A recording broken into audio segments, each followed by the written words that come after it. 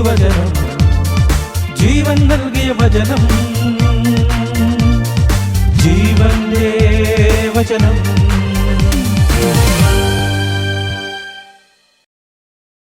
ദൈവത്തിൻ്റെ അതിപരിശുദ്ധ നാമം വാഴ്ത്തപ്പെടട്ടെ. കർത്താവിൽ ഏറ്റവും സ്നേഹിക്കപ്പെട്ടവരെ, ഒരു ദിവസം കൂടി കർത്താവിൻ്റെ പാദപീഠത്തിങ്കൽ വചനം ശ്രവിക്കുവാൻ, ജീവൻ്റെ വചനം എന്ന ശുശ്രൂഷയിലൂടെ ദൈവത്തെ ആരാധിക്കുവാൻ കിട്ടിയ അവസരത്തെ ഓർത്ത് നമുക്ക് നന്ദിയോടെ സ്തുതിക്കാം. ഈ ആരാധന എൻ്റെ വിടുതലാണ്, ഈ ആരാധന എൻ്റെ സന്തോഷമാണ്, ആനന്ദമാണ്, സൗഖ്യമാണ് എന്ന് ഹൃദയം തുറന്ന് പറയുവാൻ, ആരാധിക്കുവാൻ, എല്ലാം മറന്ന് ഈ ശുശ്രൂഷയിൽ പങ്കെടുത്ത് ദൈവത്തിൽ വിശ്വസിച്ച് യേശുവിനെ രക്ഷകന നാഥനുമായി സ്വീകരിക്കുവാൻ കർത്താവേ ഞങ്ങളെ യോഗ്യരാക്കണമേ എന്ന് പ്രാർത്ഥിച്ചുകൊണ്ട് ഈ ശുശ്രൂഷയ്ക്ക് വേണ്ടി നമുക്കൊരുങ്ങാം. ആയതിനാൽ കർത്താവിൻ്റെ അഭിഷേകം നമ്മളിലേക്ക് ചുരിയുവാൻ വേണ്ടി നമുക്ക് ആഗ്രഹത്തോടെ പ്രാർത്ഥിക്കാം.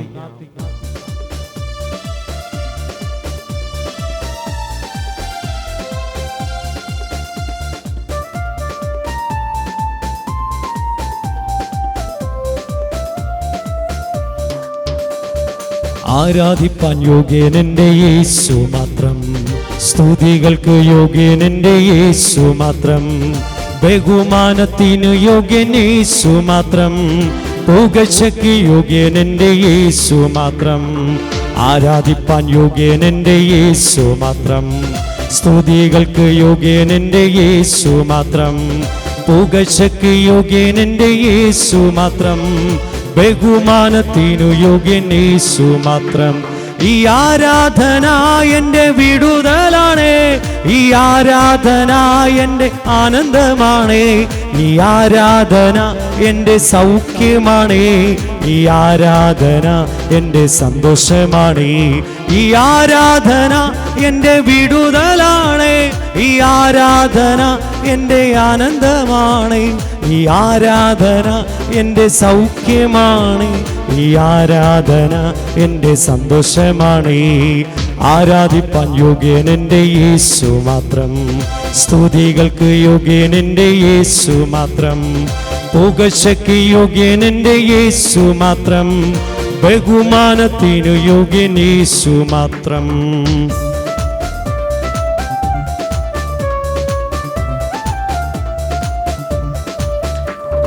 മലയാണെങ്കിൽ അത് മാറിപ്പോകും, മരുഭൂമിയാണെങ്കിൽ മന്ന ഒരുക്കും, മതിലാണെങ്കിൽ യെരിഹോവായാലും മാറിയിടും നമ്മൾ ആർക്കുമ്പോൾ.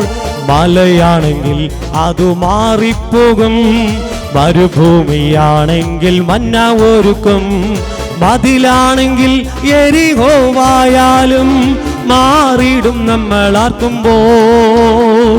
ഈ ആരാധന എൻ്റെ വിടുതലാണ്, ഈ ആരാധന എൻ്റെ ആനന്ദമാണ്, ഈ ആരാധന എൻ്റെ സൗഖ്യമാണ്, ഈ ആരാധന എൻ്റെ സന്തോഷമാണ്, ഈ ആരാധന എൻ്റെ വിടുതലാണ്, ഈ ആരാധന എൻ്റെ ആനന്ദമാണ്, ഈ ആരാധന എൻ്റെ സൗഖ്യമാണ്, ഈ ആരാധന എൻ്റെ സന്തോഷമാണ്, ഈ ആരാധന എൻ്റെ വിടുതലാണ്, ഈ ആരാധന എൻ്റെ ആനന്ദമാണ്, ഈ ആരാധന എൻ്റെ സൗഖ്യമാണ്, ഈ ആരാധന എൻ്റെ സന്തോഷമാണ്.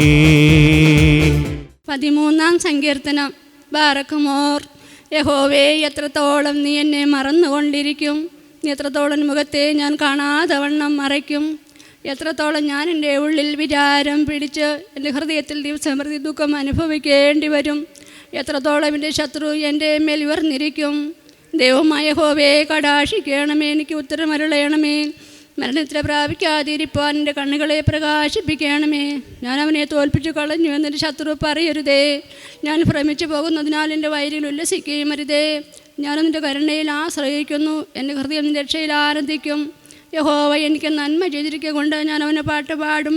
ദൈവമേ, സ്തുതിക്ക് യോഗ്യമാകുന്നു. ബാറക്കുമോ. കർത്താവേ, ഞങ്ങൾ പ്രാർത്ഥിക്കാൻ ആഗ്രഹിക്കുകയാണ്. പരിശുദ്ധാത്മാവേ, ഇന്ന് ഞങ്ങളിവിടെ ആഗ്രഹിക്കുന്ന ഓരോ വചനങ്ങളും, കേൾക്കുന്ന വചനങ്ങൾ നല്ല നിലത്ത് വീണ വിത്ത് പോലെ 30, 60, 100 മേനി വിളഞ്ഞ് സന്തോഷത്തോടെ ഞങ്ങൾക്ക് മുമ്പോട്ട് ജീവിക്കുവാൻ ഞങ്ങളെ സഹായിക്കണമെന്ന് നമുക്ക് പ്രാർത്ഥിക്കാം. ഈ ദിവസങ്ങളിൽ നിങ്ങൾ ഏറ്റവും ആഗ്രഹിച്ച് പ്രാർത്ഥിച്ചു കൊണ്ടിരിക്കുന്ന പല പല കാര്യങ്ങളുണ്ടാകാം. നിങ്ങളുടെ മക്കളെക്കുറിച്ചോ, കുടുംബത്തെക്കുറിച്ചോ, ജീവിത പങ്കാളിയെക്കുറിച്ചോ, ജീവിക്കാനുള്ള മാർഗങ്ങളെക്കുറിച്ചോ, നിങ്ങളെ ഭാരപ്പെടുത്തുന്ന കാര്യങ്ങൾ, പ്രത്യേകിച്ച് കേസോ മറ്റ് അസ്വസ്ഥതകളോ ബുദ്ധിമുട്ടുകളോ, ഇതെല്ലാം മാറ്റുവാൻ ദൈവത്തിന് സാധ്യമാണ്. ദൈവത്തിനൊന്നും അസാധ്യമല്ല. കഴിഞ്ഞ കാലങ്ങളിൽ ദൈവം അത് നമ്മളെ മനസ്സിലാക്കി തന്നിട്ടുണ്ട്. അത് ദൈവം നമുക്ക് പ്രവർത്തിച്ച് തന്നിട്ടുണ്ട്. അതുകൊണ്ട് നല്ലവനായ ദൈവത്തിന് നന്ദി പറഞ്ഞുകൊണ്ട് ഇന്നും നമ്മുടെ ആവശ്യങ്ങൾ സമർപ്പിക്കുമ്പോൾ കർത്താവ് പറയുന്നു, ഞാൻ വെറും കൈയോടെ ഞാൻ നിങ്ങളെ പറഞ്ഞയക്കില്ല. ഞാൻ നിങ്ങളെ ഒരു നാളും ഞാൻ നിങ്ങളെ തള്ളിക്കളയില്ല. ലോകാവസാനത്തോളം ഞാൻ നിങ്ങളുടെ കൂടെ ഉണ്ടാകും. അധ്വാനിക്കുന്നവരും ഭാരം ചുമക്കുന്നവരുമേ, നിങ്ങൾ എൻ്റെ അടുക്കൽ വരുവിൻ, ഞാൻ നിങ്ങളെ ആശ്വസിപ്പിക്കും. ഇന്ന് ഏതെല്ലാം കാര്യങ്ങളിലാണോ ദൈവം നമ്മളെ ആശ്വസിപ്പിക്കേണ്ടത്, അനുഗ്രഹിക്കേണ്ടത്, അതെല്ലാം ദൈവത്തോട് നമുക്ക് പറയാം. ഇന്ന് നിങ്ങളുടെ മുമ്പിൽ എഴുന്നേറ്റ് നിൽക്കുമ്പോൾ കർത്താവ് എന്നോട് ചോദിക്കുകയാണ്, മകനെ, ഞാൻ നിനക്ക് എന്ത് ചെയ്തു തരണമെന്നാണ് നീ ആഗ്രഹിക്കുന്നത്? നിങ്ങളോട് ഓരോരുത്തരോടും ദൈവം ചോദിക്കുകയാണ്, പ്രിയപ്പെട്ട മകനെ, പ്രിയപ്പെട്ട മകളെ, ഞാൻ നിനക്ക് ചെയ്തു തരേണ്ടത്? നമ്മൾ പലരോടും പല സഹായങ്ങൾ ചോദിച്ചെങ്കിലും അവരെല്ലാം കൈ അവിടുന്ന് മടക്കിയപ്പോൾ കർത്താവ് ഇന്ന് നമ്മളോട് ചോദിക്കുകയാണ്, ഞാൻ നിനക്ക് എന്ത് ചെയ്തു തരണം? എല്ലാം ചെയ്ത് നമ്മളെ സഹായിച്ച് അനുഗ്രഹിക്കുവാൻ നമ്മുടെ ദൈവം സന്നദ്ധനാണ്. കണ്ണുകളടച്ച് 2 കരങ്ങളും നെഞ്ചോട് ചേർത്ത് പിടിച്ചുകൊണ്ട്, കർത്താവേ, ഇന്ന കാര്യം ഒന്ന് ചെയ്തു തന്നാൽ വലിയ ഉപകാരമായിരുന്നു. അത് സ്വീകരിക്കുവാൻ ഞാൻ യോഗ്യനല്ല. പാപവും പാപപരമായ ജീവിതവും ഒക്കെ എൻ്റെ ജീവിതത്തിൽ ഉണ്ടായിട്ടുണ്ടെങ്കിലും കർത്താവേ, നീ പറഞ്ഞു, നിന്റെ പാപം എത്ര കടിച്ചുവപ്പായാലും അത് ഹിമം പോലെ വെളുപ്പിക്കാമെന്ന് പറഞ്ഞല്ലോ. കർത്താവേ, എനിക്ക് ഇന്ന് എൻ്റെ ജീവിതത്തിൽ ചില അനുഗ്രഹത്തിൻ്റെ വാതിലുകൾ നീ തുറന്നു തന്നാൽ എനിക്ക് ഒത്തിരി സന്തോഷമാണ്. ഇനിയുള്ള കാലം മുഴുവൻ ഞാൻ ദൈവത്തിന് വേണ്ടി ജീവിക്കും. ഞാൻ ദൈവത്തിന് വേണ്ടി ദൈവം പറയുന്നത് പോലെ അനുസരിക്കും. ദൈവത്തിൻ്റെ ഒരു മകനായി, മകളായി ഞാൻ മുമ്പോട്ട് പോകും. കർത്താവെ, നീ എന്നെ സഹായിക്കണമേ. നീ ചില കാര്യങ്ങളിലൊക്കെ ഇടപെട്ടാൽ മാത്രമേ എനിക്ക് മുമ്പോട്ട് പോകാൻ സാധിക്കുകയുള്ളൂ. അതുകൊണ്ട് പരിശുദ്ധാത്മാവേ, ഇന്നത്തെ എൻ്റെ ജീവിതത്തിൽ നീ കൂടുതലായി ഇടപെടണമേ, എന്നെ മാനിക്കണമേ, എന്നെ സഹായിക്കണമേ. എനിക്ക് ആരോടും പറയാൻ പറ്റാത്ത രീതിയിലുള്ള സങ്കടങ്ങളും പ്രയാസങ്ങളും ഒക്കെ ഉണ്ട്. കർത്താവെ, ഓരോ ദിവസവും രാത്രിയുടെ കാലങ്ങളിൽ ഞാൻ ഉറങ്ങാൻ കിടക്കുമ്പോൾ എൻ്റെ കണ്ണുകൾ നിറഞ്ഞ്, കർത്താവെ, ഞാൻ ദൈവത്തിന് നന്ദി പറഞ്ഞുകൊണ്ടും സങ്കടപ്പെട്ടുകൊണ്ടും ഒക്കെ ഓരോ ദിവസവും ക്ഷീണിച്ച് ഉറങ്ങുമ്പോൾ, കർത്താവെ, നീ ഉറക്കം തൂങ്ങുന്നുമില്ല, ഉറങ്ങുന്നുമില്ല. നീ എനിക്ക് വേണ്ടി അത്ഭുതങ്ങൾ ചെയ്യണമേ. നമ്മൾ വിട്ടുപോകുന്ന നമ്മുടെ ഭവനങ്ങളെ ദൈവകരങ്ങളിൽ സമർപ്പിച്ച് നമുക്ക് പ്രാർത്ഥിക്കാം. കർത്താവെ, എൻ്റെ വീടും പരിസരവും, എൻ്റെ വീട്ടിലുള്ള ഓരോരുത്തരും, നിങ്ങൾക്ക് ദൈവം ദാനമായി തന്നിരിക്കുന്ന നിങ്ങളുടെ ആൺമക്കൾ, പെൺമക്കൾ, ജീവിത പങ്കാളി, മാതാപിതാക്കൾ, സഹോദരങ്ങൾ, ബന്ധുമിത്രാദികൾ, എല്ലാവരുടെയും മുഖങ്ങൾ ഓർത്ത് കർത്താവിൻ്റെ സന്നദ്ധയിൽ അവരെല്ലാം ഓർത്ത് നമുക്ക് പ്രാർത്ഥിക്കാം. യോബിൻ്റെ ഭവനത്തെ ദൈവം വേലികെട്ടി സംരക്ഷിച്ചതുപോലെ നമ്മുടെ കുടുംബങ്ങളെല്ലാം ദൈവം അപകടങ്ങളിൽ നിന്നും, ആപത്തുകളിൽ നിന്നും, രോഗങ്ങളിൽ നിന്നുമെല്ലാം കാത്ത് പരിപാലിക്കുന്നതിന് വേണ്ടി ദൈവത്തോട് നമുക്ക് പ്രാർത്ഥിക്കാം. ഇന്നത്തെ ദിവസം ഈ സെന്റ് ജോൺസ് ധ്യാന കേന്ദ്രത്തിൽ ഈ വെള്ളിയാഴ്ച ദിവസം നമ്മുടെ ജീവിതത്തിന്റെ സന്തോഷങ്ങളും സങ്കടങ്ങളും എല്ലാം സമർപ്പിച്ച് പ്രാർത്ഥിക്കാൻ നമ്മൾ കടന്നു വന്നിരിക്കുകയാണ്. കഴിഞ്ഞ കാലങ്ങളിൽ ദൈവം നമുക്ക് വേണ്ടി ചെയ്തു തന്ന എല്ലാ ഉപകാരങ്ങൾക്കും ദൈവത്തിന് നന്ദി പറയാം. ഒന്നുമില്ലായ്മയുടെ കാലഘട്ടങ്ങളിൽ, പ്രതിസന്ധിയുടെ നാളുകളിൽ, എല്ലാവരും തള്ളിക്കളഞ്ഞപ്പോൾ, ഉപേക്ഷിക്കപ്പെട്ടപ്പോൾ, എല്ലാം തകർന്ന് തരിപ്പണമായപ്പോൾ, എല്ലാം തീർന്നെന്ന് പറഞ്ഞപ്പോൾ ദൈവം നമ്മളെ സഹായിച്ച ദൈവത്തിന്റെ അനുഗ്രഹത്തിന്റെ മണിക്കൂറുകൾ ഒരിക്കൽ കൂടി മനസ്സിൽ ഓർത്തുകൊണ്ട് ദൈവം എങ്ങനെയാണ് നമ്മളെ പരിപാലിച്ചത്, കർത്താവ് എങ്ങനെയാണ് നമ്മളെ അനുഗ്രഹിച്ചത്, സ്നേഹിച്ചതെന്ന് കണ്ടുകൊണ്ട് ഒരിക്കൽ കൂടി ദൈവത്തിന് നമുക്ക് നന്ദി പറയാം. എത്രയോ പ്രശ്നങ്ങൾ മല പോലെ വന്നത് മഞ്ഞുപോലെ ഉരുകിപ്പോയി. ദൈവം നമ്മളെ ചേർത്ത് നിർത്തി, ദൈവം നമ്മളെ അനുഗ്രഹിച്ചു. ഞാൻ നിന്നെ ഒരു നാളും തള്ളിക്കളയില്ല, ഞാൻ നിന്നെ ഒരു നാൾ ഉപേക്ഷിക്കില്ല എന്ന് പറഞ്ഞ് ദൈവം നമ്മളെ ചേർത്ത് നിർത്തി. ഇപ്പൊ വീണ്ടും ദൈവത്തിന്റെ വചനത്തിന്റെ മുമ്പിൽ ഞങ്ങൾ ഇരിക്കുകയാണ്. ദൈവമേ, നീ ഞങ്ങളോട് സംസാരിക്കണമേ. ദൈവമേ, നീ ഞങ്ങളോട് ഇടപെടണമേ. ദൈവമേ, നീ ഞങ്ങളെ ചേർത്ത് നിർത്തണമേ. കർത്താവേ, നീ പറഞ്ഞു എന്നെ കുറിച്ചൊരു പദ്ധതിയുണ്ട്. അത് നാശത്തിന് വേണ്ടിയിട്ടുള്ളതല്ല, അത് അനുഗ്രഹത്തിന്റെ പദ്ധതിയാണ്. തക്ക സമയത്ത് അത് ദൈവം വെളിപ്പെടുത്തുമെന്ന്. കർത്താവേ, ഞാനത് വിശ്വസിക്കുകയാണ്. ഞാനത് പൂർണ്ണമായും ഏറ്റെടുക്കുകയാണ്.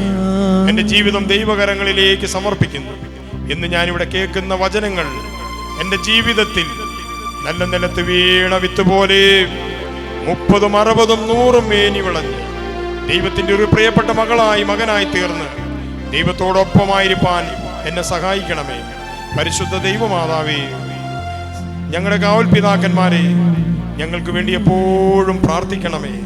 എല്ലാം നന്മയ്ക്കാക്കി തീർക്കണമേ. പിതാവിൻ്റെയും പുത്രൻ്റെയും പരിശുദ്ധ റൂഹായുടെയും നാമത്തിൽ തന്നെ ആമീൻ. പ്രിയമുള്ളവരെ, നമ്മുടെ സന്തോഷങ്ങളും നമ്മുടെ സങ്കടങ്ങളും എല്ലാം സമർപ്പിച്ച് പ്രാർത്ഥിച്ച് വീണ്ടും മുമ്പോട്ട് പോകാൻ വേണ്ടി ദൈവം നമ്മളെ ഇവിടെ കൂട്ടിവരുത്തിയിരിക്കുകയാണ്. ദൈവത്തിന് നന്ദി പറയുമ്പോൾ ദൈവം ഇനിയും മുമ്പോട്ട് പോകാനുള്ള ചില കാര്യങ്ങൾക്കുള്ള ചില മാർഗനിർദ്ദേശങ്ങൾ ദൈവത്തിൻ്റെ വചനത്തിലൂടെ നമ്മളോട് സംസാരിക്കും. ഇന്ന് നമ്മൾ കുറച്ച് സമയം ദൈവത്തിൻ്റെ വചനങ്ങളിലൂടെ ചിന്തിക്കുന്നത് 1 രാജാക്കന്മാരുടെ പുസ്തകം 19-ാം അധ്യായത്തിൻ്റെ 1 മുതലുള്ള വചനങ്ങളാണ്. നമ്മളെല്ലാം ഇത് വായിക്കുമ്പോൾ, ഇത് ധ്യാനിക്കുമ്പോൾ നമ്മൾ ചിന്തിക്കും, കർത്താവേ, എൻ്റെ ജീവിതവും ഇതുപോലെയൊക്കെ ചേർത്ത് വായിക്കുമ്പോൾ ഇതുപോലെയൊക്കെ ആണല്ലോ എന്ന് നമുക്ക് തോന്നും. പക്ഷെ പ്രിയപ്പെട്ടവരെ, ഈ 1 രാജാക്കന്മാരുടെ പുസ്തകം 19-ാം അധ്യായത്തിൽ എന്താണോ സംഭവിച്ചത് അത് നമ്മുടെ എല്ലാം ജീവിതത്തിൽ സംഭവിക്കും. ഏലിയാവ് ചെയ്തതൊക്കെയും അവൻ സകല പ്രവാചകന്മാരെയും വാൾ കൊണ്ട് കൊന്ന വിവരമൊക്കെയും ആഹാബ് ഈസബേലിനോട് പറഞ്ഞു. ഈസബേൽ ഏലിയാവിൻ്റെ അടുക്കൽ ഒരു ദൂതനെ അയച്ചു.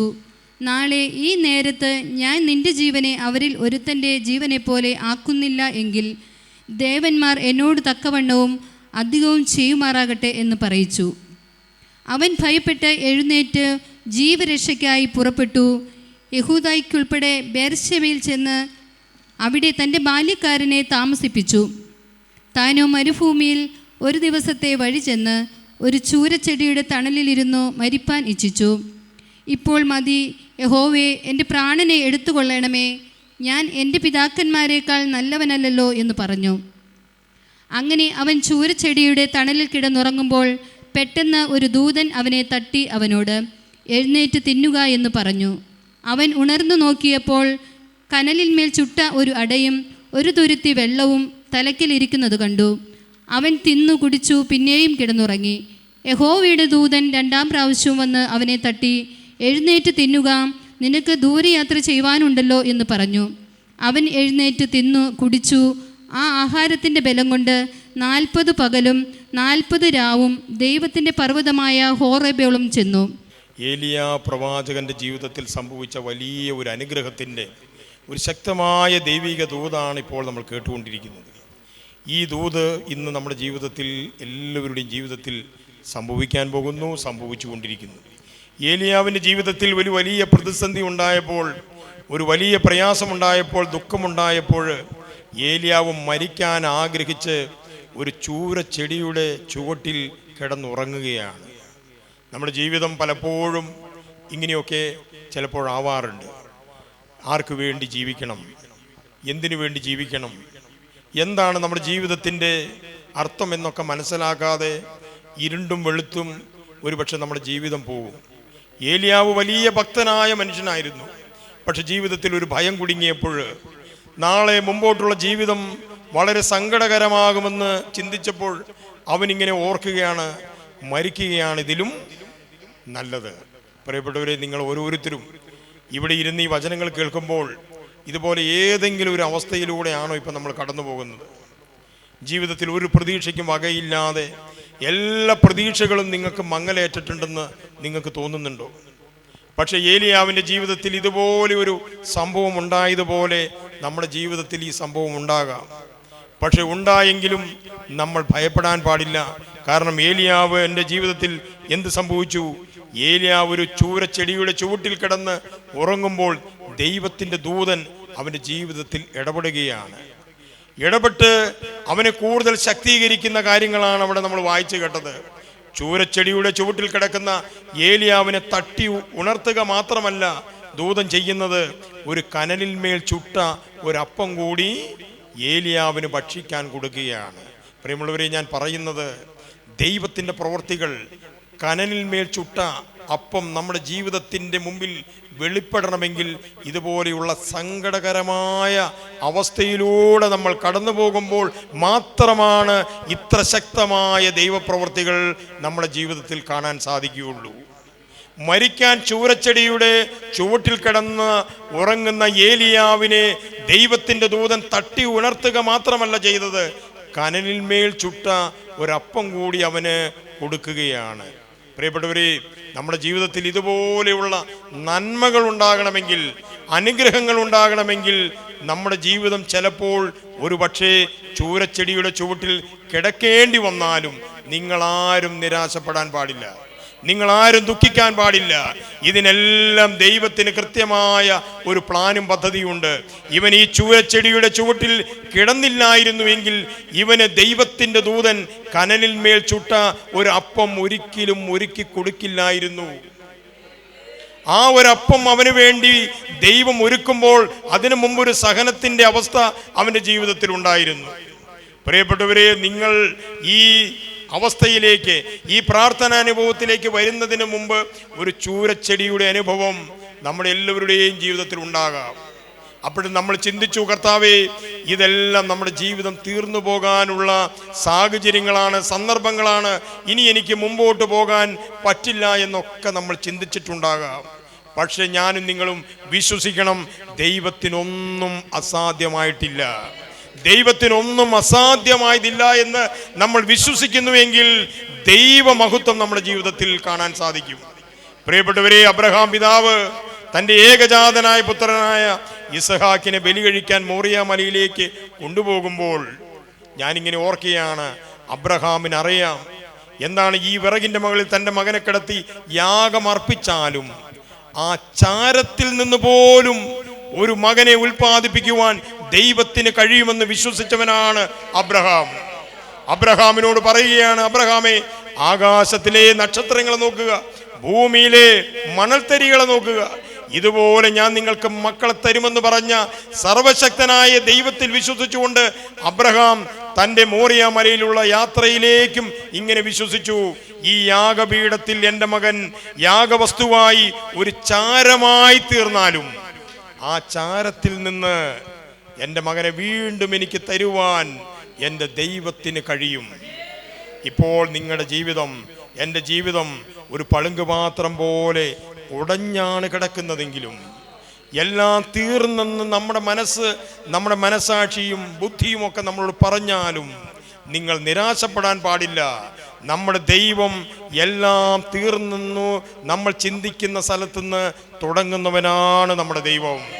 എല്ലാം തീർന്നെന്ന് നമ്മൾ വിധി എഴുതിയാലും ദൈവം പറയും, അങ്ങനെ ഒന്നും സംഭവിക്കില്ല. ദൈവത്തിൽ ആശ്രയിക്കുന്നവർക്ക് ഒരു നന്മയ്ക്കും കുറവില്ല. ബാലസിംഹങ്ങൾ ഇരകെട്ടാതെ വിശന്നാലും ദൈവത്തിൻ്റെ മക്കളെ ദൈവം പോറ്റി പുലർത്തുക തന്നെ ചെയ്യും. വിശ്വസിക്കുന്ന പ്രവൃത്തി ഹല്ലേലൂയ. യേശുവേ നന്ദി, യേശുവേ സ്തോത്രം.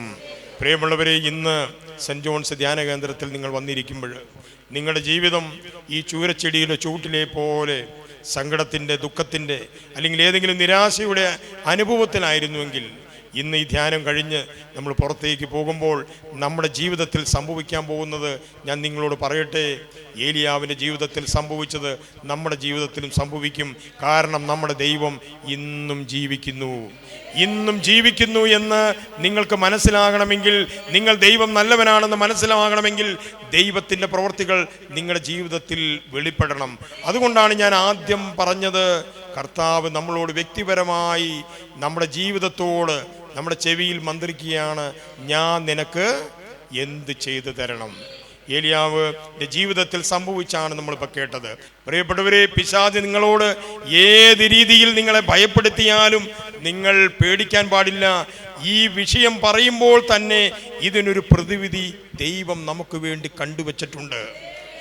ഏത് പ്രതിസന്ധികൾ നമ്മുടെ നേരെ സാത്താൻ ഒരുക്കുമ്പോഴും ആ പ്രതിസന്ധികളെ മറികടക്കുവാൻ ദൈവത്തിൻ്റെ ഒരു ശക്തമായ സംരക്ഷണം ദൈവം നമുക്ക് വേണ്ടി ഒരുക്കുന്നുണ്ട്. ഏലിയാവിനോട് പറഞ്ഞു, അടുത്ത ദിവസം ഇത്ര സമയമാകുമ്പോഴേക്കും ഇന്ന രീതിയിൽ സംഭവിക്കുമെന്ന് അറിയിച്ചപ്പോൾ അവന് വലിയ സങ്കടം തോന്നി. ദൈവമേ, നാളെ ഈ ദിവസങ്ങളിൽ ഇന്നത് സംഭവിക്കുമല്ലോ എന്നുള്ള ഭയമാണ് അവനെ എന്ത് ചെയ്യുന്നത്, മരിക്കാനുള്ള ഒരു ചിന്തയിലേക്ക് അവനെ നയിച്ചത്. പ്രിയപ്പെട്ടവരെ, നിങ്ങളുടെ ജീവിതത്തിലും എൻ്റെ ജീവിതത്തിലും ഇതുപോലെ സംഭവിക്കും. എല്ലാം തീർന്നെന്ന് നമുക്ക് തോന്നും, എല്ലാ രീതിയിലും മുമ്പോട്ട് പോകാൻ പറ്റില്ല എന്ന് തോന്നും. പക്ഷേ നമ്മൾ വിശ്വസിക്കണം, ദൈവത്തിന് സകലതും സാധ്യമാണ്. ഇത് ഞാൻ പറയുമ്പോൾ, നിങ്ങളോട് പറയുമ്പോൾ, നിങ്ങളെ കഴിഞ്ഞ കാലങ്ങളിൽ ദൈവം നടത്തിയ വിധങ്ങളും വഴികളും നിങ്ങൾ എപ്പോഴും ഓർത്തുകൊള്ളണം. ദൈവം കഴിഞ്ഞ കാലങ്ങളിൽ നിങ്ങളെ കരം പിടിച്ച് നടത്തിയ വഴികളും വിധങ്ങളും ഓർത്ത് ധ്യാനിക്കണം. ഈ പ്രതിസന്ധിയിലും എനിക്കൊന്നും സംഭവിക്കില്ല, എൻ്റെ ദൈവം എൻ്റെ കൂടെയുള്ളത് കൊണ്ട്. സങ്കീർത്തനക്കാരൻ ദാവീദ് പറഞ്ഞതുപോലെ, യഹോവ എൻ്റെ കൂടെയുള്ളത് കൊണ്ട് എനിക്കൊന്നും ഭയപ്പെടേണ്ട കാര്യമില്ല. പച്ചയായ പുൽപ്പറങ്ങളിലൂടെ അവൻ എന്നെ നടത്തും. വിശ്വാസത്തിലൂടെ.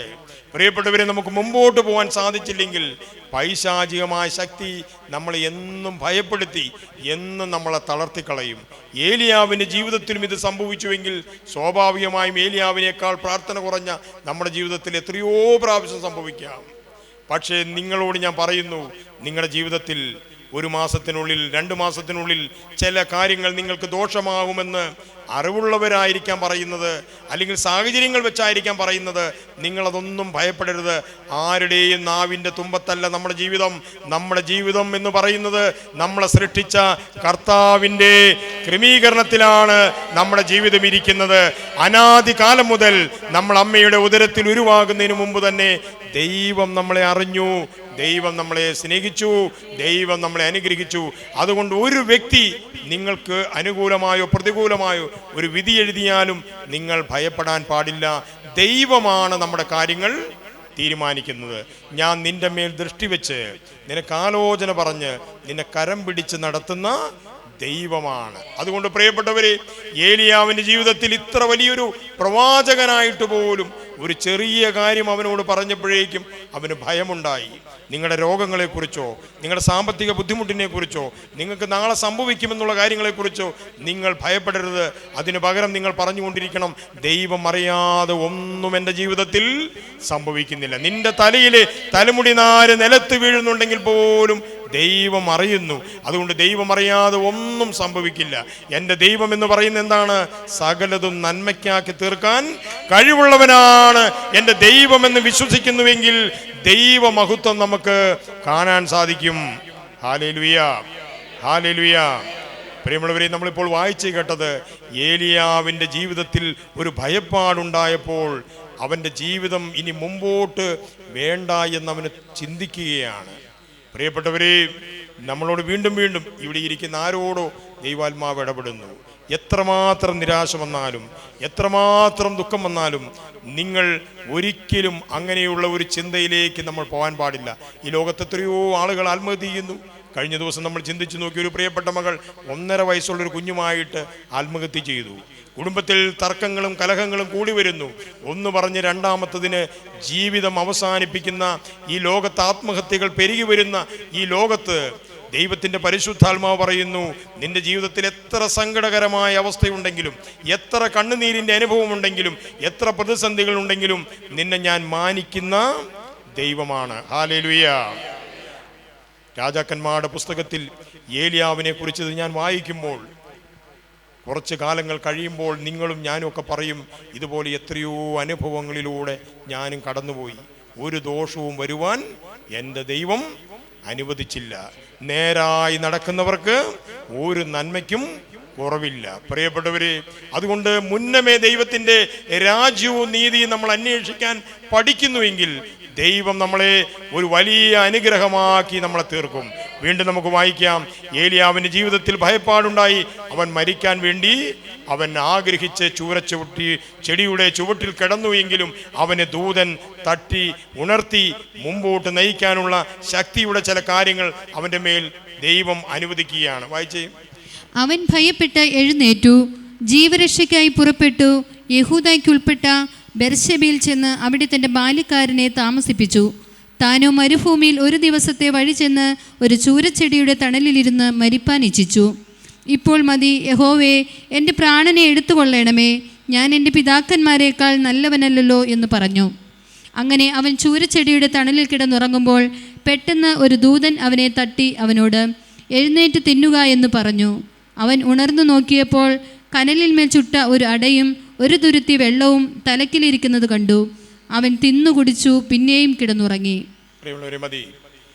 ഒരു പ്രതിസന്ധിയുടെ നടുവിൽ ദൈവത്തിൻ്റെ പരിപാലനം, ദൈവത്തിൻ്റെ സ്നേഹം, ദൈവത്തിൻ്റെ ഇടപെടൽ കൃത്യമായി രാജാക്കന്മാരുടെ പുസ്തകത്തിൽ ദൈവത്തിൻ്റെ പരിശുദ്ധാത്മാവ് നമ്മളെ കാണിക്കുകയാണ്.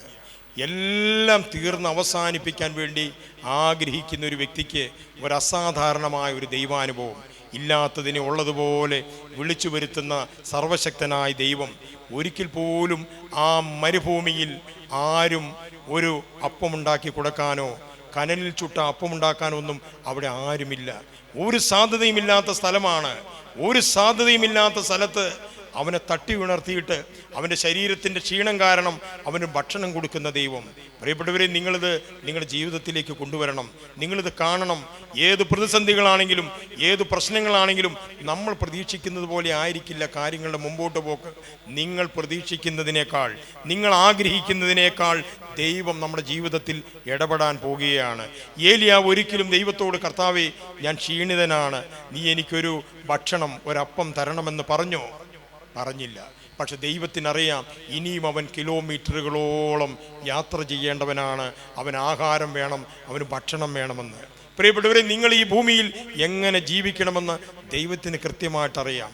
ദൈവം നിങ്ങളുടെ എല്ലാവരുടെയും ഹൃദയവിചാരങ്ങളെ അറിയുന്നു. ഈ വചനം ഇവിടെ കേട്ടുകൊണ്ടിരിക്കുമ്പോൾ നിങ്ങളുടെ മനസ്സിലൂടെ കടന്നു പോകുന്ന എല്ലാ ചിന്തകളും, എല്ലാ ആഗ്രഹങ്ങളും, എല്ലാ നിയോഗങ്ങളും ദൈവം കൃത്യമായിട്ട് അറിയുന്നു. കർത്താവ് പറയുകയാണ്, നിന്റെ മനസ്സിലെ ആഗ്രഹങ്ങളൊക്കെയും ഞാൻ സാധിച്ചു തരുന്ന ദൈവമാണ്.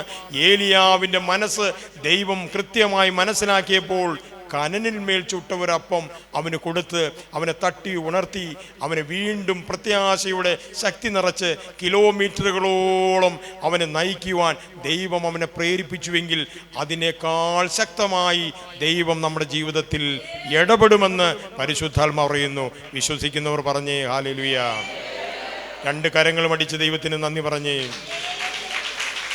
പ്രിയമുള്ളവരെ, ഈ ഏലിയാവിൻ്റെ ജീവിതം എത്രയോ കാലങ്ങൾക്ക് മുമ്പ് നടന്നതാണ്. പക്ഷെ എന്നോട് പറയുന്നു, ഇവിടെ ഇരിക്കുന്ന പലരുടെയും ജീവിതം ഇതുപോലെ ആയിരുന്നു. പക്ഷേ ഇപ്പോൾ എത്ര സന്തോഷമായി പോകുന്നു. അതുകൊണ്ടാണ് കർത്താവ് പറഞ്ഞത്, നിങ്ങൾ ലോകത്തിൻ്റെ അറ്റത്തോളം എൻ്റെ സാക്ഷികളാകണം. നിങ്ങൾക്ക് ദൈവം ചെയ്ത ഉപകാരങ്ങൾ മറ്റുള്ളവരോട് പറയണം. ഏലിയാവിൻ്റെ ജീവിതം പോലെ എൻ്റെ ജീവിതവും ഇതുപോലെ ആയിരുന്നു. എനിക്ക് ജീവിക്കണമെന്ന് ആഗ്രഹമില്ലായിരുന്നു, മരിക്കണം. കാരണം എനിക്ക് ജീവിക്കാൻ മാർഗമില്ല, എന്നെ സ്നേഹിക്കാൻ ആരുമില്ല, കരുതുവാൻ ആരുമില്ല, ജോലി ചെയ്യാൻ ആരോഗ്യമില്ല, ജീവിക്കാൻ പണമില്ല, കിടക്കാൻ വീടില്ല. ഓർക്കുമ്പോൾ ഒന്നും സ്വന്തമായിട്ടില്ല. ഞാൻ പിന്നെ എന്തിന് ജീവിക്കണമെന്ന് ചിന്തിച്ചിരുന്നു. പക്ഷെ ഞാൻ ദൈവത്തെ സ്നേഹിച്ചപ്പോൾ, ദൈവമേ, ഞാൻ വിചാരിച്ചതിനേക്കാൾ കൂടുതൽ എത്രയോ അധികമായി ദൈവം എന്നെ തന്നു എന്ന് പറയാൻ കഴിവുള്ള പലരും ഇതിൻ്റെ ഉള്ളിലിരിപ്പുണ്ട്. നിങ്ങളത് ലോകത്തിൻ്റെ അറ്റത്തോളം നിങ്ങൾ പറയണം. അങ്ങനെ പറയുമ്പോൾ മറ്റുള്ളവരും അത് ഏറ്റെടുക്കും. അങ്ങനെ പാവപ്പെട്ടവരെല്ലാവരും എന്തു ചെയ്യും? ദൈവത്തെ അറിയും. അങ്ങനെ ആ കർത്താവ് പറഞ്ഞു, ദരിദ്രരോട് സുവിശേഷം പറയുവാൻ ഞാൻ നിങ്ങളെ അഭിഷേകം ചെയ്തിരിക്കുന്നു. പാവപ്പെട്ടവർ, ഒന്നുമില്ലാത്തവർ, ആരോരുമില്ലാത്തവർ, മരുന്ന് മേടിക്കാൻ മാർഗമില്ലാത്തവർ, കിടക്കാൻ വീടില്ലാത്തവർ, ആരോരുമില്ലാത്ത കർത്താവ് എപ്പോഴും ദരിദ്രരോട്, പാവങ്ങളോട് പക്ഷം ചേർന്നു. കാരണം അവരെല്ലാം ദൈവം അവർക്ക് ആവശ്യമായതെല്ലാം കൊടുത്ത് അവരെ അനുഗ്രഹിച്ചു. ഭക്ഷണം വേണ്ടവർക്ക് ഭക്ഷണം കൊടുത്തു. അങ്ങനെ എല്ലാം കർത്താവ് കൊടുത്തു. ഇതുപോലെ ഒന്നുമില്ലാതെ, പാത്രത്തിൽ ചോറുമില്ല, ഒന്നുമില്ലാതെ പാത്രത്തിലേക്ക് കണ്ണുനീര് മാത്രം വീഴ്ത്തിയപ്പോൾ, സത്യവേദ പുസ്തകം തുറന്നു വെച്ച് പ്രാർത്ഥിക്കാൻ വാക്കുകൾ കിട്ടാതെ വന്നപ്പോൾ കണ്ണു നിറഞ്ഞ് ഈ പുസ്തകത്തിലേക്ക് കണ്ണുനീർ തുള്ളികൾ വീണ് ഈ പുസ്തകത്തിൻ്റെ താളുകൾ കുതിർന്നപ്പോൾ ഇന്ന് നിന്റെ ജീവിതം അനുഗ്രഹിക്കപ്പെട്ടില്ലേ? അനുഗ്രഹിക്കപ്പെട്ടില്ലേ? അനുഗ്രഹിക്കപ്പെട്ടവർ ദൈവത്തിൻ്റെ ആ സ്നേഹം മറ്റുള്ളവരോട് പങ്കുവെക്കുവാൻ നമ്മൾ കടപ്പെട്ടവരാണ്. ആയതുകൊണ്ട് പ്രിയപ്പെട്ടവരെ, ഏലിയാവിൻ്റെ ജീവിതത്തിൽ സംഭവിച്ചതിനേക്കാൾ എത്രയോ ശ്രേഷ്ഠമായ കാര്യങ്ങൾ നമ്മുടെ ജീവിതത്തിൽ സംഭവിച്ചു. കണ്ണുകളടച്ച് ഒരു നിമിഷം ദൈവം നിങ്ങൾ നടത്തിയ വിധങ്ങളും വഴികളും ഓർത്തേ നിങ്ങൾ. പറയപ്പെട്ടവരെ, ഒന്നുമില്ലായ്മയിൽ കർത്താവേ എല്ലാം തീർന്നെന്ന് വിചാരിച്ചപ്പോൾ, ഇനി മുമ്പോട്ട് പോകാൻ പറ്റില്ല എന്ന് വിചാരിച്ചപ്പോൾ, ഇങ്ങനെയൊക്കെ ആകുമെന്ന് സ്വപ്നം കാണാൻ പോലും ഒരു സാധ്യതയുമില്ലാത്തപ്പോഴും ദൈവം എന്നെ അനുഗ്രഹിച്ചു. എങ്കിലും കർത്താവേ, ഞാൻ ഇപ്പോഴും ദൈവം പറയുന്നതെല്ലാം അനുസരിക്കുന്നില്ല, ദൈവത്തെ ഞാൻ സ്നേഹിക്കുന്നില്ല, എങ്കിലും ദൈവം എന്നെ കരുതുന്നു. കർത്താവെ, കൂടുതലായി ദൈവത്തിൻ്റെ സ്നേഹത്തിൽ മുമ്പോട്ട് പോകുവാൻ എന്നെ സഹായിക്കണമേ. ഇനിയും ഒത്തിരി ആഗ്രഹങ്ങളുണ്ട്. കർത്താവിൻ്റെ ഒരു മകനായി മുമ്പോട്ട് പോകണമെന്ന് ഞാൻ ആഗ്രഹിക്കുന്നു. കർത്താവെ, നീ എന്നെ സഹായിക്കണമേ. കഴിഞ്ഞ കാലങ്ങളിൽ ദൈവത്തിൻ്റെ മുമ്പിൽ എൻ്റെ കണ്ണുനീർ വീഴ്ത്തിയപ്പോൾ ദൈവം അതെന്നെ മാനിച്ചു, ദൈവം എന്നെ അനുഗ്രഹിച്ചു. വീണ്ടും ഇന്ന് ഈ ധ്യാന കേന്ദ്രത്തിൽ ദൈവമേ നീ എന്നെ കൊണ്ടുവന്നിരിക്കുകയാണ്. ഇന്നത്തെ ദിവസവും ഞാൻ നല്ല തീരുമാനങ്ങൾ എടുക്കുന്നു. ദൈവത്തിൻ്റെ ഒരു പ്രിയപ്പെട്ട മകനായി എന്നും ജീവിക്കുമെന്ന്. കർത്താവെ, നീ എന്നെ സഹായിക്കണമേ, നീ എന്നെ അനുഗ്രഹിക്കണമേ. ഇന്ന് ഞാൻ ഇവിടെ ഇരുന്ന് ദൈവത്തിൻ്റെ മുമ്പിൽ എൻ്റെ കണ്ണുനീർ വീഴ്ത്തുമ്പോൾ ഞാൻ ഉറച്ചു വിശ്വസിക്കുന്നു, തക്ക സമയത്ത് ദൈവം എനിക്ക് വേണ്ടി ചില വാതിലുകൾ, ചില അനുഗ്രഹങ്ങൾ ദൈവം തുറക്കുമെന്ന്. കർത്താവെ, കരുണ കാണിക്കണമേ. പ്രിയമുള്ളവരെയും നിങ്ങളെല്ലാവരും ശ്രദ്ധിച്ചേ. ഒരിക്കൽ കൂടി ഞാൻ പറയട്ടെ, ഏലിയാവിനെ ദൈവം സ്നേഹിച്ചതുപോലെ അതിനേക്കാൾ 100 മടങ്ങ് ദൈവം നമ്മളെയും സ്നേഹിച്ചു. ദൈവം 100 മടങ്ങ് നമ്മളെയും സ്നേഹിച്ചത് കൊണ്ടാണ് ഞാനിവിടെ നിൽക്കുന്നത്, നിങ്ങളിവിടെ ഇരിക്കുന്നത്. അതുകൊണ്ട് ആ ദൈവത്തിൻ്റെ സ്നേഹത്തിൽ നിന്ന് നമ്മൾ മാറിപ്പോകാൻ പോകില്ല. പലപ്പോഴും നമ്മൾ എന്ത് ചെയ്യും? തന്ന ദൈവത്തെ നമ്മൾ മറക്കുകയും ആ തന്നതിനെ മാത്രം നമ്മൾ സ്നേഹിക്കുകയും ചെയ്യും. പ്രിയപ്പെട്ടവരെ, ശിഷ്യന്മാർ യേശു മരിച്ചു കഴിഞ്ഞപ്പോൾ എന്ത് ചെയ്തു? അവർ വീണ്ടും മീൻ പിടിക്കുന്നതിന് വേണ്ടി അവർ പോയി. അവർ രാത്രി മുഴുവൻ എന്ത് ചെയ്തു? മീൻ പിടിക്കാൻ വേണ്ടി പരിശ്രമിച്ചു. ഒന്നും അവരുടെ ജീവിതത്തിൽ കിട്ടിയില്ല. എന്നിട്ടും അവർക്ക് വേണ്ടി ദൈവം ചില അത്ഭുതങ്ങൾ ചെയ്യുകയാണ്. ഈ ധ്യാനകേന്ദ്രത്തിൽ എത്രയോ ആളുകൾ വന്ന് വചനം കേൾക്കുന്നു, പക്ഷേ എത്രയോ ആളുകൾക്ക് നിലനിൽക്കാൻ പറ്റുന്നു എന്നുള്ള ചിന്തയാണ്. പ്രിയപ്പെട്ടവർ, ചില കാര്യസാധ്യതയ്ക്ക് വേണ്ടിയോ ചില നിയോഗങ്ങൾക്ക് വേണ്ടിയോ മാത്രമാകരുത് നമ്മൾ ദൈവത്തെ സ്നേഹിക്കുന്നത്. നമ്മുടെ ഏറ്റവും വലിയ പ്രത്യേകത എന്ന് പറയുന്നത് നമ്മളെ നിത്യതയായിരിക്കണം നമുക്ക് ഏറ്റവും അധികം ആഗ്രഹമുള്ളത്. നമ്മൾ ഇന്നല്ലെങ്കിൽ നാളെ മരിച്ചു കഴിഞ്ഞാൽ നമ്മൾ ദൈവത്തിൻ്റെ സന്നിധിയിൽ ദൈവം ആഗ്രഹിക്കുന്നത് പോലെ ആകാൻ സാധിക്കുമോ എന്നുള്ളതാണ് നമ്മുടെ ഏറ്റവും വലിയ ആഗ്രഹമെന്ന് പറയേണ്ടത്. അതുകൊണ്ട് നമ്മൾ ഇന്നത്തെ ഈ വചനം കേൾക്കുമ്പോൾ ചേർന്ന് നിന്ന് ദൈവത്തോട് നിങ്ങൾ പ്രാർത്ഥിക്കുമ്പോൾ ഇനിയുള്ള മുമ്പോട്ടുള്ള നാളുകളിൽ ദൈവസന്നിധിയിൽ യാത്ര ചെയ്യാനുള്ള എല്ലാ ശക്തിയും ദൈവം തരുമാണെന്ന് നിങ്ങൾ വിശ്വസിക്കണം. വലിയ പ്രതിസന്ധികളും പ്രയാസങ്ങളും ഇന്നത്തെ ഈ പ്രാർത്ഥന വഴി മാറിപ്പോകുന്നു എന്ന് നമ്മൾ വിശ്വസിക്കണം. ഏലിയാവ് 40 ദിവസം യാത്ര ചെയ്ത് ദൈവത്തിൻ്റെ പർവ്വതത്തിൻ്റെ അടുത്ത് വരെയും ചെല്ലാൻ സാധിച്ചു. അപ്പോൾ ദൈവത്തിൻ്റെ ആ ശക്തി നമ്മളെപ്പോഴും നമ്മൾ മനസ്സിലാക്കേണ്ടതുണ്ട്.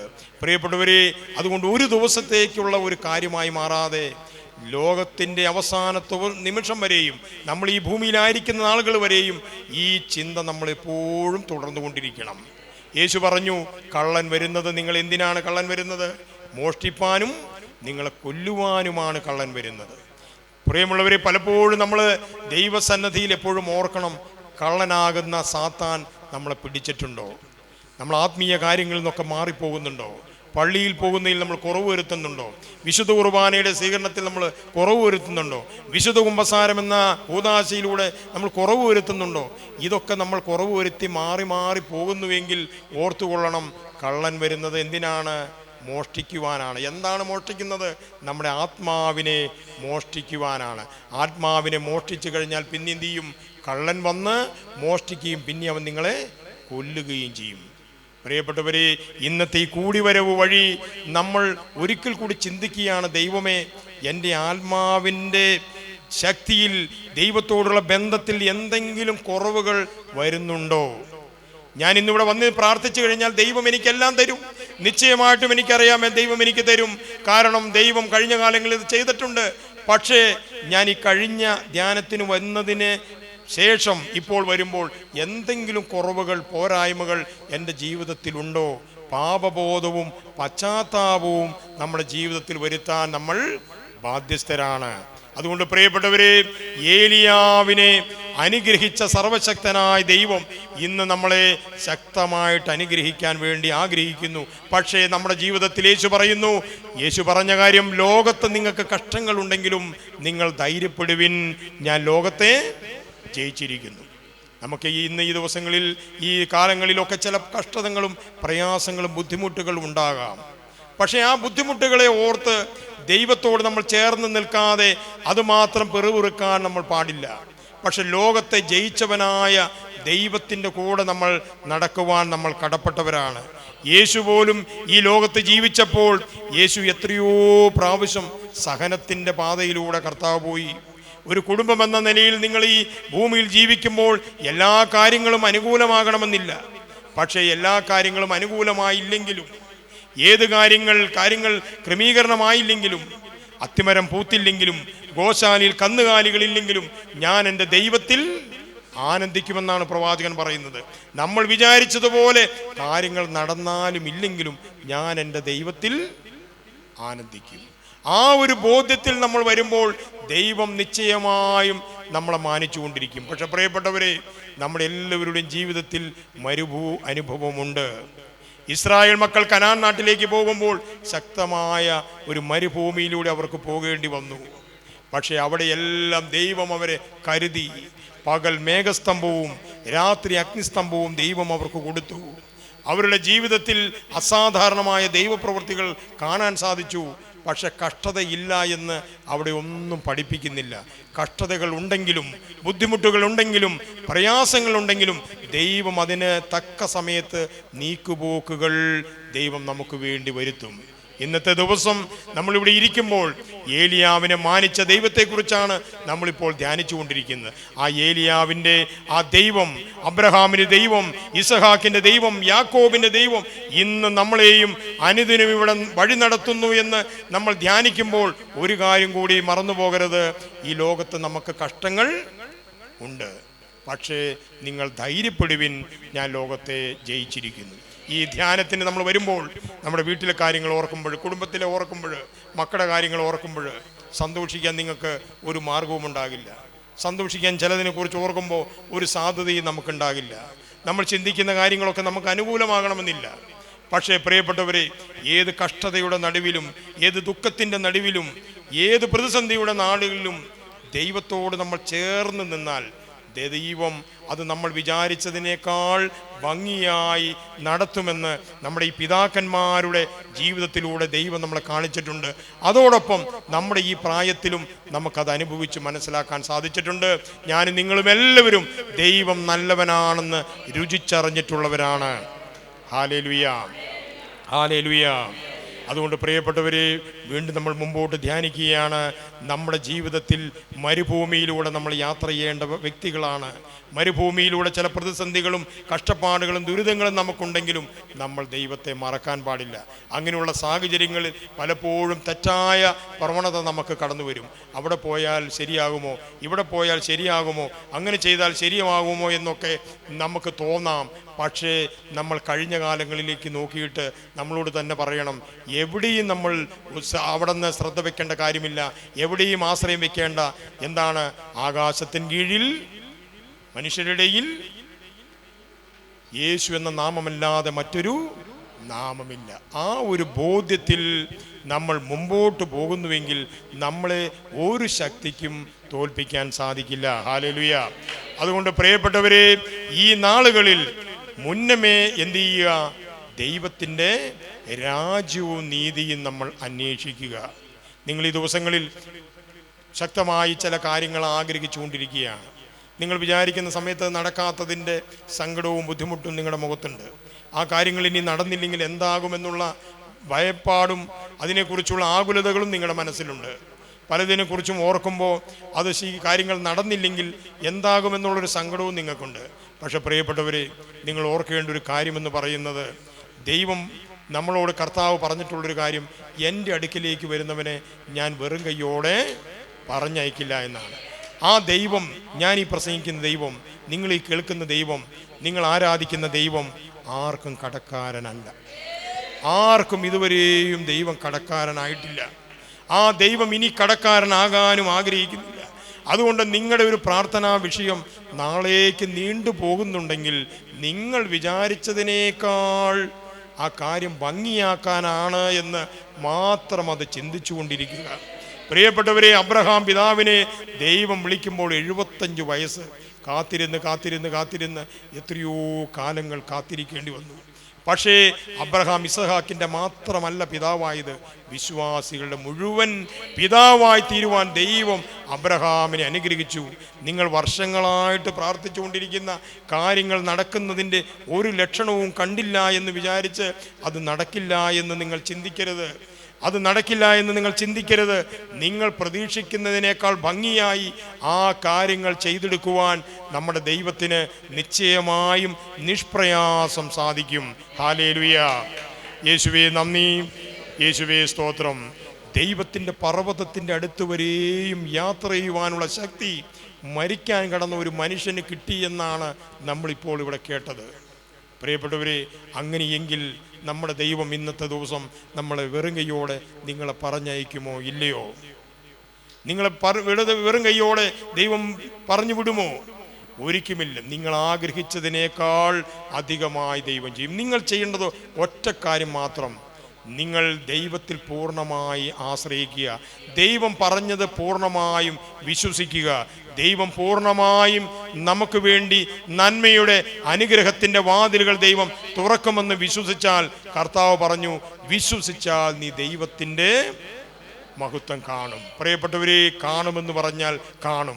ഈ ദിവസങ്ങളിൽ നിങ്ങൾ ആഗ്രഹിച്ചുകൊണ്ടിരിക്കുന്ന, നിങ്ങൾ പ്രാർത്ഥിച്ചുകൊണ്ടിരിക്കുന്ന, നിങ്ങൾ ചിന്തിച്ചുകൊണ്ടിരിക്കുന്ന കാര്യങ്ങളിൽ ദൈവം ശക്തമായിട്ട് ഇടപെട്ട് നമ്മളെ മുമ്പോട്ട് നയിക്കാൻ വേണ്ടി ആഗ്രഹിക്കുകയാണ്. ഞാൻ പറഞ്ഞല്ലോ, അബ്രഹാം പിതാവ് എത്രയോ പ്രതീക്ഷയോടുകൂടെയാണ് ദൈവത്തിൽ ആശ്രയിച്ചത്. പക്ഷെ തൻ്റെ ഏകജാതനായ പുത്രനെ ബലി കഴിക്കാൻ വേണ്ടി മോറിയ മലയിലേക്ക് പോകുമ്പോഴും, അങ്ങനെ പോകാൻ അദ്ദേഹത്തെ പ്രേരിപ്പിച്ചത്, ശക്തിപ്പെടുത്തിയത് എന്താണ് പ്രേരിപ്പിച്ചത്?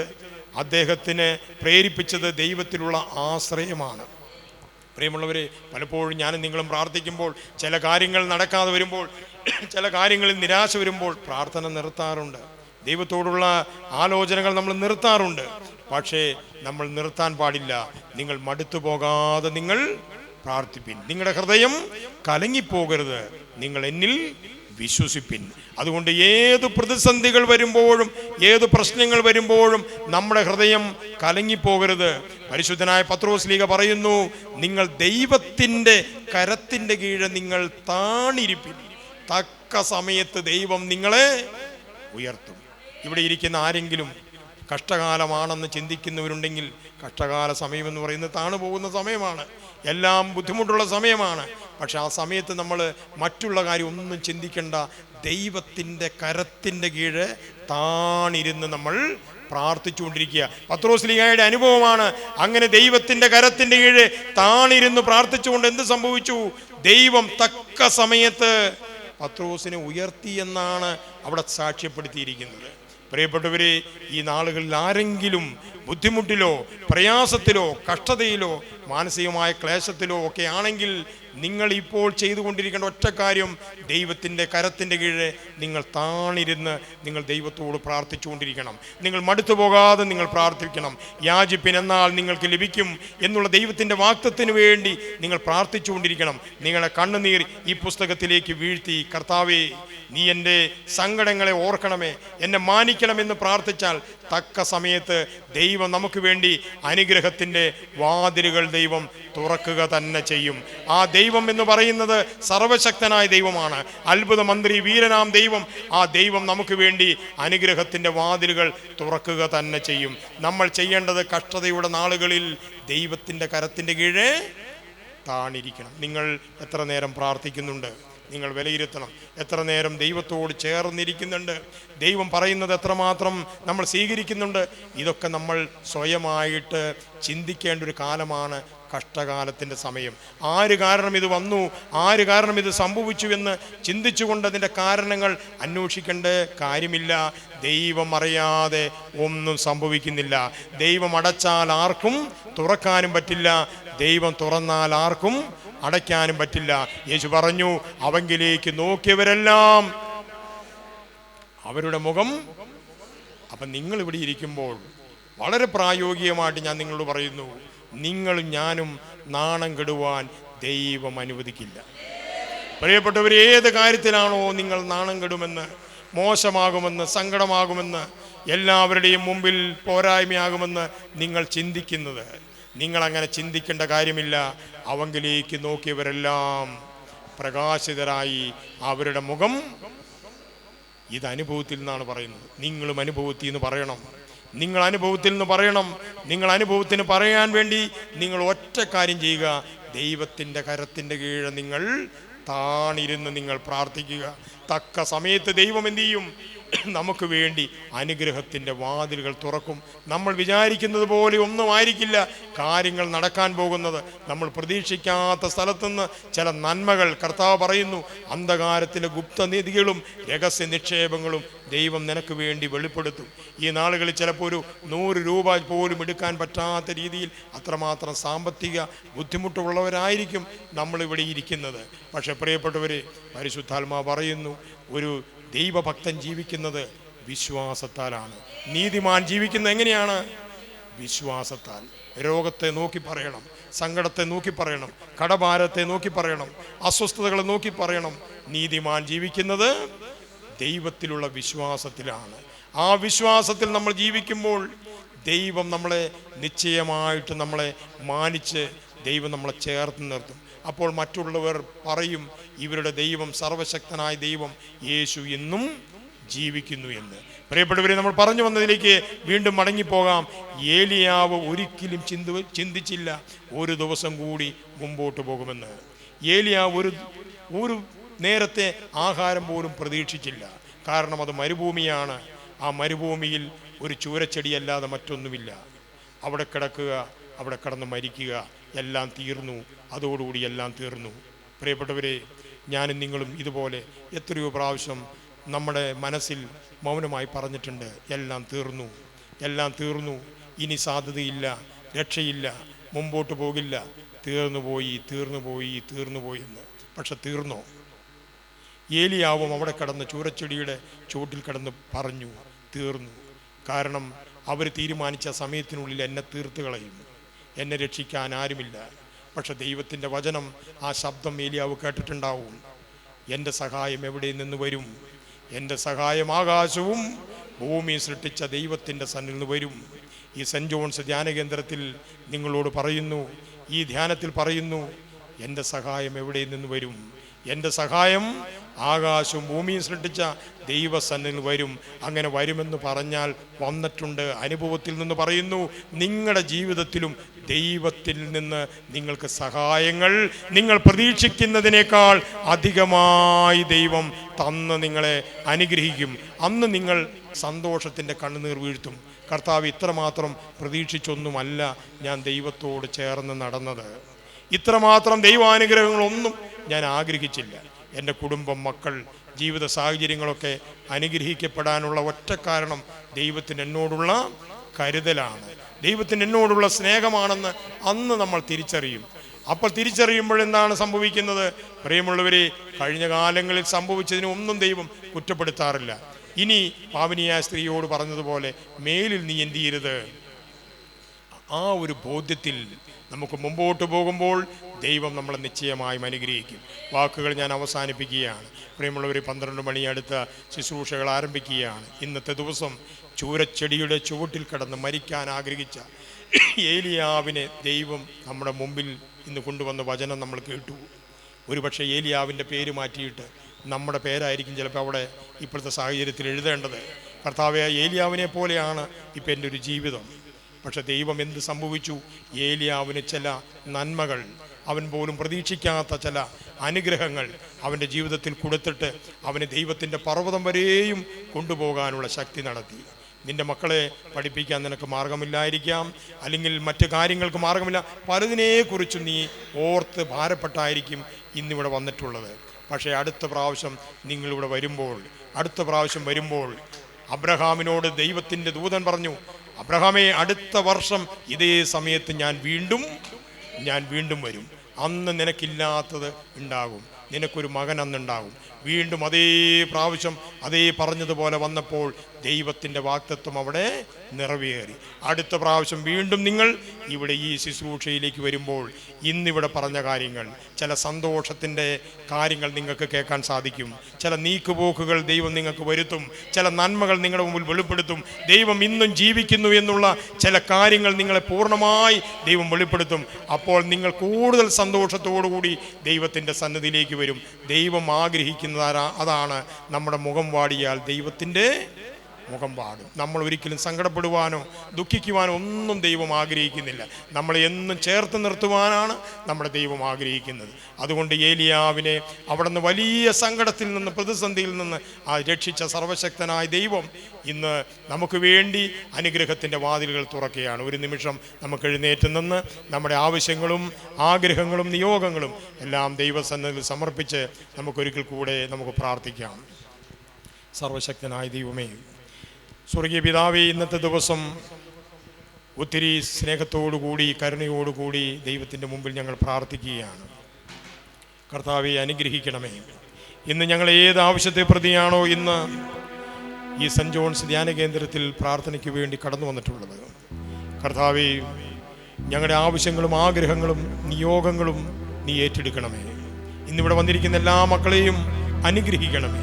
ഇവരെ വെറും കൈയോടെ പറഞ്ഞയക്കരുതേ, സന്തോഷത്തോടെ പറഞ്ഞയക്കണമേ. രോഗത്തിലും പ്രയാസത്തിലും കഷ്ടത്തിലുമായവർക്ക് സൗഖ്യം നൽകണമേ. പരിശുദ്ധ ദൈവമാതാവേ, ഞങ്ങൾക്ക് വേണ്ടി എപ്പോഴും പ്രാർത്ഥിക്കണമേ. പിതാവിൻ്റെയും പുത്രൻ്റെയും പരിശുദ്ധ റൂഹായുടെയും നാമത്തിൽ തന്നെ ആമേൻ. ആശ്രയിപ്പാൻ എനിക്കെന്നും സർവശക്തൻ കൂടെയുണ്ട്. തളരാതെ മരുഭൂവിൽ യാത്ര ചെയ്യും പ്രത്യാശയോടെ. ഈ പ്രത്യാശയോടെ ജീവിക്കാൻ എത്രയും ശ്രേഷ്ഠനായ ആചാര്യൻ്റെ കൈകളിൽ നിന്ന് ആശീർവാദം സ്വീകരിക്കാനായി നമ്മുടെ തലകളെ വണങ്ങാം. പിതാവാം ദൈവത്തിൻ്റെ സ്നേഹവും തൻ്റെ ഏകജാതനായ പുത്രൻ്റെ കൃപയും പരിശുദ്ധ റൂഹായുടെ നിരന്തരമായ കൂട്ടായ്മയും സംസർഗവും കാവലും ഈ വചനം കേട്ട എല്ലാവരോടുകൂടെയും ഇന്നും എന്നെപ്പോഴും ഉണ്ടായിരിക്കുമാറാകട്ടെ. ആമേൻ. Hallelujah. Hallelujah.